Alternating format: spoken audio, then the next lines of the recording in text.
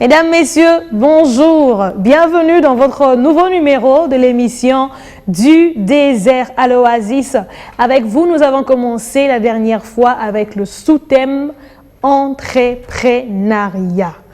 C'est un thème extrêmement important parce que tout le monde devrait le connaître, tout chrétien devrait connaître de quoi il s'agit, mais aussi à un moment donné de sa vie, il devrait s'y mettre. Nous avons dit que l'entrepreneuriat, c'est le fait d'entreprendre ou de mener à bien un projet. Souvent, il s'agit du secteur des affaires ou encore le terme entreprendre peut signifier créer une activité économique pour atteindre un objectif et répondre à un besoin. Il y a ici la nécessité d'observer et répondre à un besoin. Nous avons dit aussi que tout le monde peut entreprendre. Ce n'est pas seulement pour un certain type d'individu ou un certain nombre de personnes, mais tout le monde peut s'y mettre et s'y lancer. Il y a des avantages et des désavantages aussi, mais il y a toujours un risque. Le monde dit aujourd'hui, depuis longtemps, que qui ne risque rien n'a rien. Ça veut dire lorsque tu t'engages, lorsque vous vous engagez pour entreprendre, vous pouvez réussir, tout comme vous pouvez échouer. Nous comptons sur la grâce de Dieu. Dieu nous emmène à réussir, mais aussi pour nous enseigner, Dieu peut nous emmener à échouer. Il faut trouver la leçon à tirer dans ce domaine-là. Et donc, nous en avons parlé avec l'évangéliste Léonard Kiswangi. Il y a plusieurs manières d'entreprendre, il y a plusieurs manières d'entreprendre en innovant, bien sûr. Mais il ne faut surtout pas se considérer comme moindre, car chacun de nous a à apporter. Alors aujourd'hui, nous parlons de l'entrepreneuriat au modèle de Paul, dans la vie de Paul. Est-ce que vous savez que Paul aussi était entrepreneur ? On ne savait pas. Alors, on va le découvrir aujourd'hui. On saura dans quoi Paul a entrepris, sur quel pilier il s'était basé, qu'est-ce qu'il a fait pour réussir, sur quoi il s'était basé et quels exemples, nous, à notre niveau, nous pouvons tirer de son entrepreneuriat pour nous améliorer, pour faire mieux, mais aussi pour donner exemple aux autres. Je suis avec l'évangéliste Léonard Kiswangi. Évangéliste, bonjour. Bonjour, Madame Géline. J'espère que vous allez bien. Je vais vraiment bien et prêt à nous parler de l'entrepreneuriat de Paul. Tout à fait, tout à fait. Parce que sûrement, nos téléspectateurs se posent beaucoup de questions, même moi aussi, je me posais des questions à un moment donné. Alors, quels sont donc les piliers, les leçons que nous pouvons tirer de l'entrepreneuriat de Paul? Mais ceci est un sujet très important et je suis vraiment à l'aise en parler avec quiconque aimerait qu'on puisse aborder ces sujets un peu en profondeur. Mais seulement, nous voulons donner des principes d'ordre général et vous pouvez tirer de ces principes des leçons qui peuvent vous aider à entreprendre dans un domaine ou dans un autre. Et tu le disais bel et bien, Madame Jemima, que quiconque veut, peut. Quiconque peut devenir entrepreneur, dans un domaine comme dans un autre. On n'a pas nécessairement besoin d'avoir un diplôme dans une école qui s'appelle école d'entrepreneuriat. Ça peut exister. Mais nous voulons bien regarder au modèle de Paul pour savoir quels sont les piliers essentiels qu'il faut, n'est-ce pas, avoir comme point de repère pour savoir entreprendre. Mais aussi, il faut que je dise dans l'entrée des jeux que l'économie abondante à laquelle nous faisons allusion ne se crée pas nécessairement par l'emploi formel que quelqu'un te donne. Mais tout en ayant ton emploi formel, tu travailles dans une entreprise, tu travailles dans une société quelconque de la place, mais tu peux être entrepreneur et tout le monde devait apprendre à devenir entrepreneur parce qu'un jour ou un autre, le travail que tu fais peut s'arrêter. Les contrats que tu as peuvent s'arrêter. Et donc, ne meurs pas, n'attrape pas l'AVC parce que le contrat de ton travail s'est arrêté. Exactement. Et donc, qu'est-ce qu'il faut? Quels sont les piliers et par où il faut commencer? Paul nous donne un modèle. 1. Paul dit, tout commence par la formation. Parce qu'il n'y a personne qui entrerait dans l'aventure. Nous avons parlé de l'aventure, n'est-ce pas, l'entrepreneuriat, à ce sens-là de l'aventure. Et d'ailleurs, c'est ça qui fait la beauté de l'entrepreneuriat. Tu peux gagner d'un coup énormément de ressources pour pouvoir créer de l'abondance autour de toi. Mais cela part d'une formation. Et à l'école, on nous a donné un modèle calqué. Tu ne réussiras que si tu sais parler français. Tu ne réussiras que si tu peux faire X ou Y, Z. Mais la formation dont Paul parle, comme premier pilier, et c'est une formation formelle ou une formation informelle, c'est-à-dire observer et se mettre à exercer quelque chose. Donc, comme nous l'avons dit, pour tout travail qui procure l'abondance, on doit procéder par voir les opportunités autour de toi, mais la préparation précède toujours. Philippiens 3, 4 à 6, Acte 5, 34, Acte 22, 3, nous donne les premiers niveaux ou les premiers piliers que Paul propose pour quiconque veut se lancer dans un domaine quelconque d'entrepreneuriat. Donc, il y a l'éducation de Paul continue, même après son enfance. Il y a l'éducation que les parents donnent, et après, il continue. Paul se décrit lui-même comme un Hébreu, né d'Hébreu, un pharisien, un disciple de Gamaliel.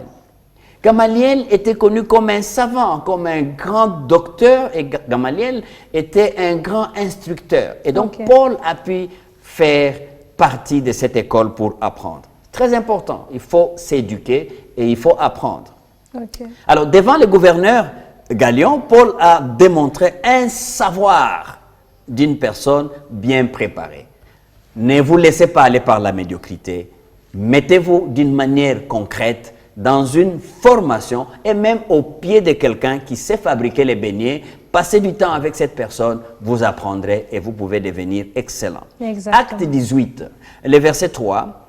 Et comme il avait le même métier, c'est-à-dire Paul avait un métier qui n'était pas juste un bricolage, c'était un métier de haute qualité, de haut standard de son époque, le métier de fabricant de tentes. C'est en fait un métier d'architecture, une haute architecture, parce que vous prenez les bois, vous les transformez, vous les positionnez et vous construisez des tentes.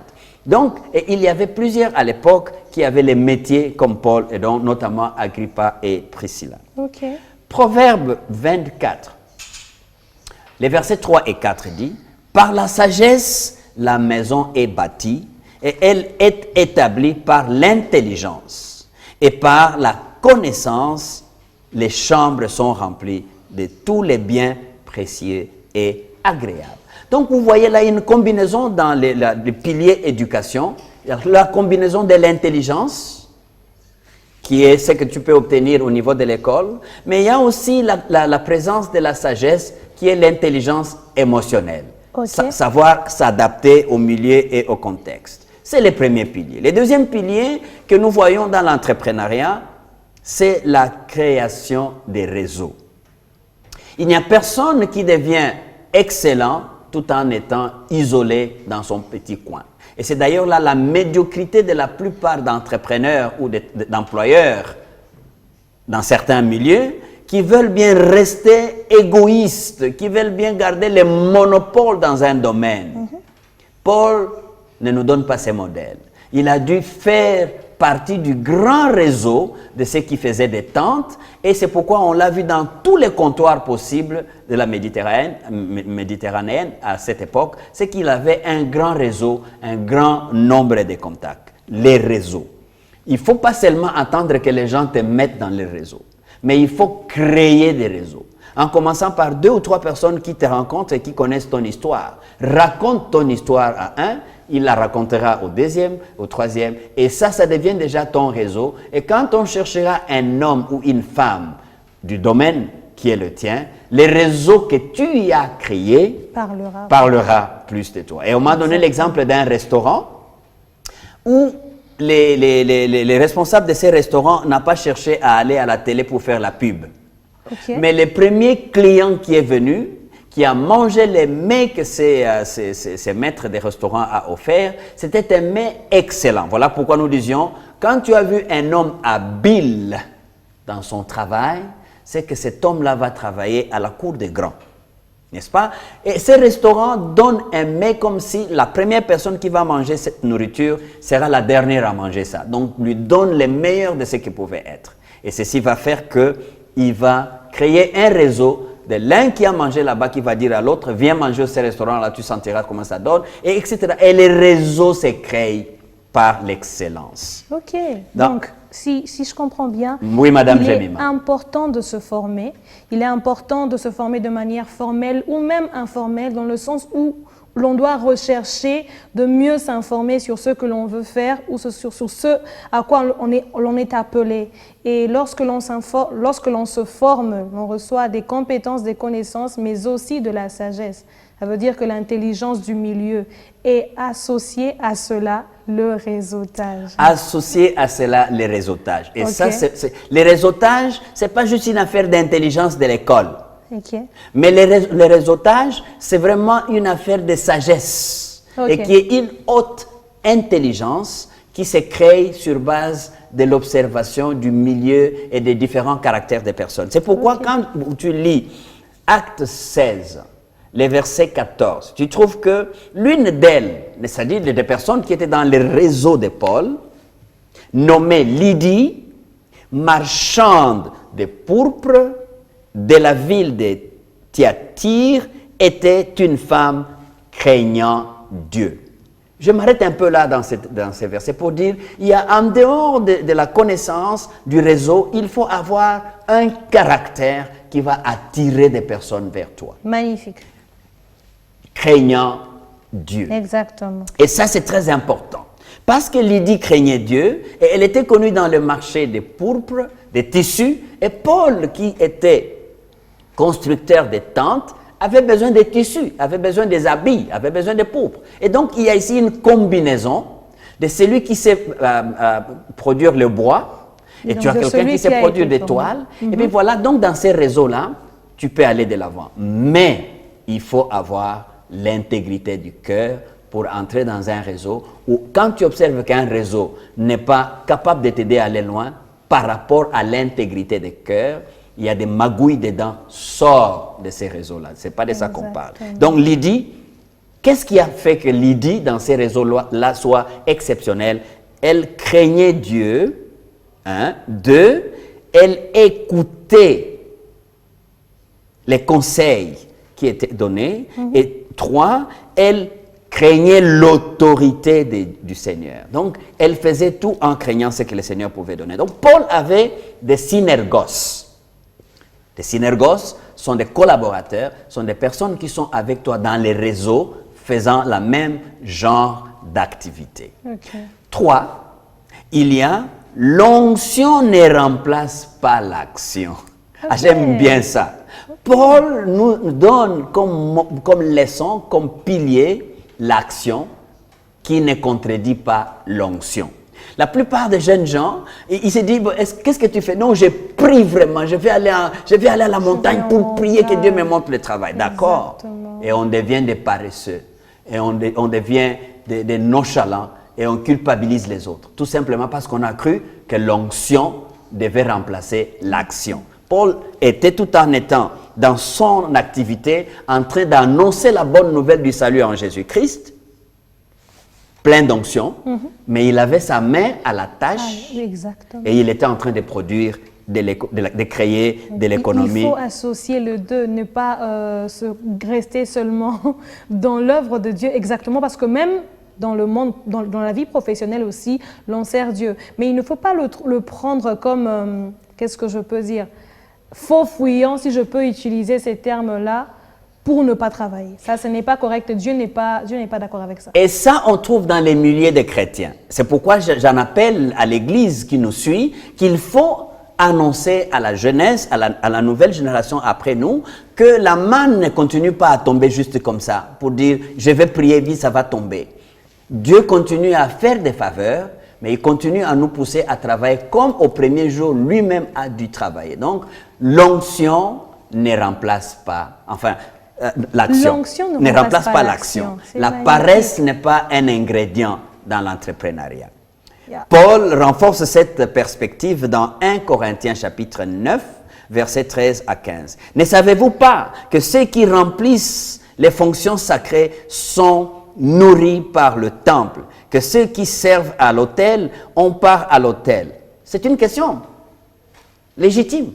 Tu vois, moi je suis le prédicateur, je suis l'évangéliste, je n'ai pas le temps de faire autre chose. Non, Paul dit non, tout ça c'est vrai, c'est bon, mais au lieu de se complaire, n'est-ce pas, de ces choses et de devenir paresseux, Paul dit, moi j'ai dû attacher de la valeur au travail de ma main. C'est ce qui a fait que j'ai dû, avec mes mains, produire de l'économie abondante pour me suffire et aussi mettre à l'aise tout ce qui était avec moi dans l'entreprise, n'est-ce pas, dans l'entreprise de l'annonce de la parole de Dieu. Et nous n'avons pas été en poids, ou nous n'avons pas été en charge à d'autres personnes. Ça, c'est tout un point de débat avec plusieurs qui pensent que lorsque quelqu'un a été appelé à faire juste de l'évangélisation, juste de la prédication, il devait s'arrêter à ça et c'est les autres qui devaient le prendre en charge. Ce qui est une bonne chose. Mais je vois que ça, c'est un modèle, c'est un ancien paradigme.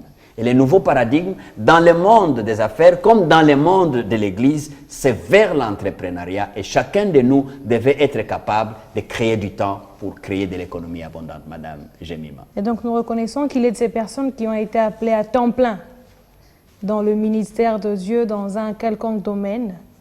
Vous le reconnaissez?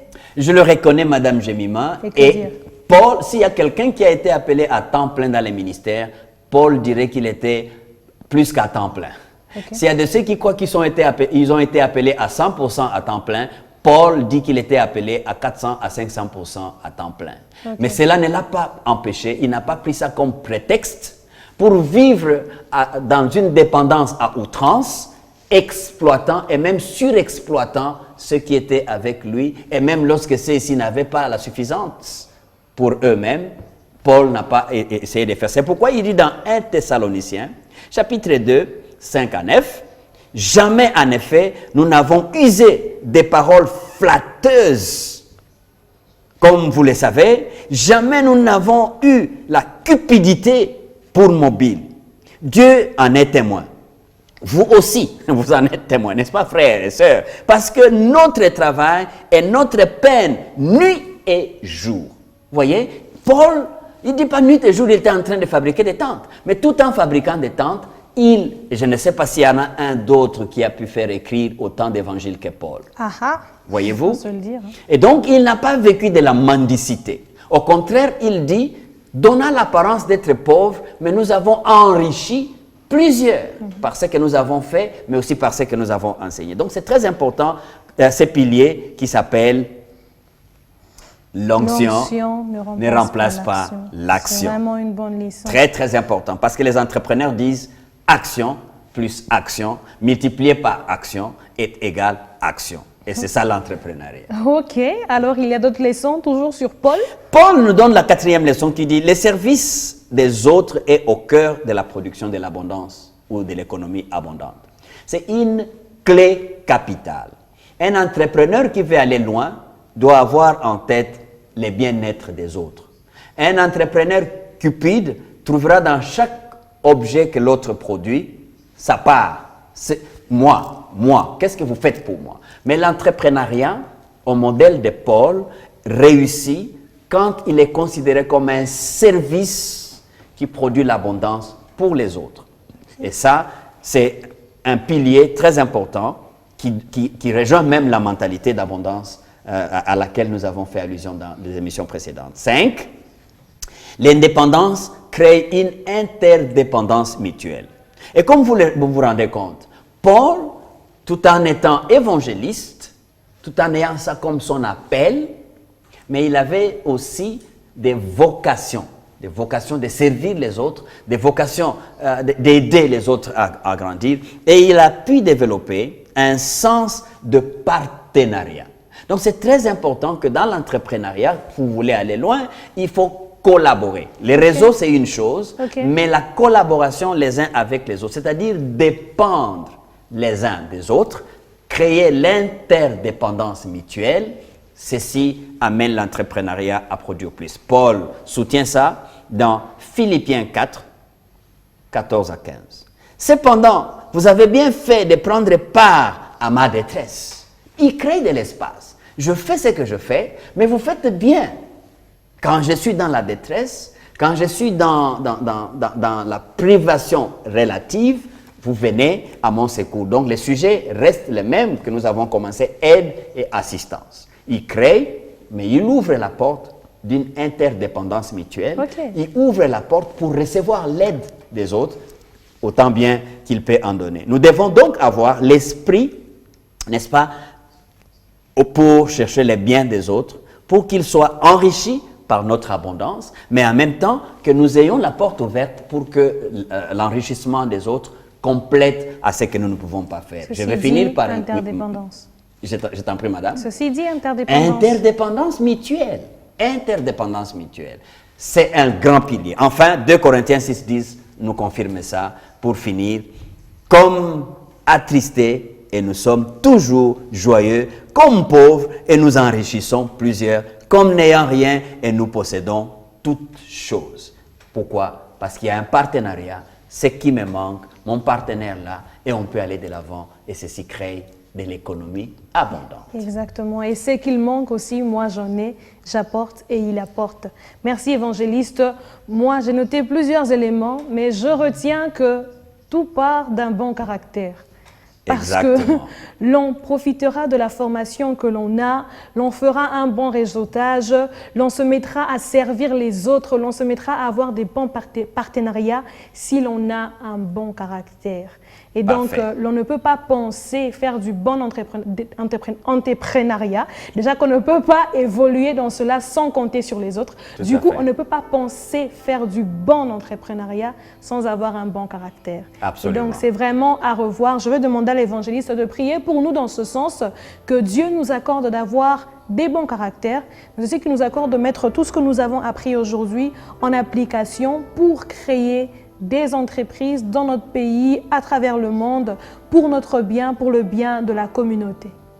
Père, merci de nous avoir conduits jusqu'à ces points pour évoquer ces principes.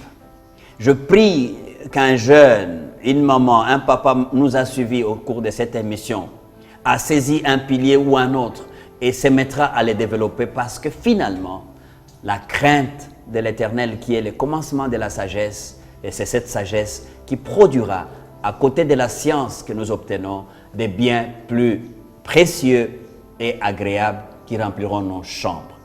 Apprenons au pied du Seigneur Jésus-Christ, mais aussi au pied de Paul, pour prendre les modèles et créer de l'économie abondante en regardant les besoins autour de nous et en ayant la compassion de vouloir sortir les autres de l'emprisonnement et de la pauvreté. Au nom puissant du Seigneur Jésus-Christ. Amen, amen. Merci évangéliste. Merci à vous de nous avoir suivis, fidèles téléspectateurs. En cas de questions, écrivez ou appelez sur le numéro qui s'affiche au bas de l'écran. Mais restez branchés sur Beyond Télévision, votre chaîne. Bonne suite de programme et que Dieu vous bénisse.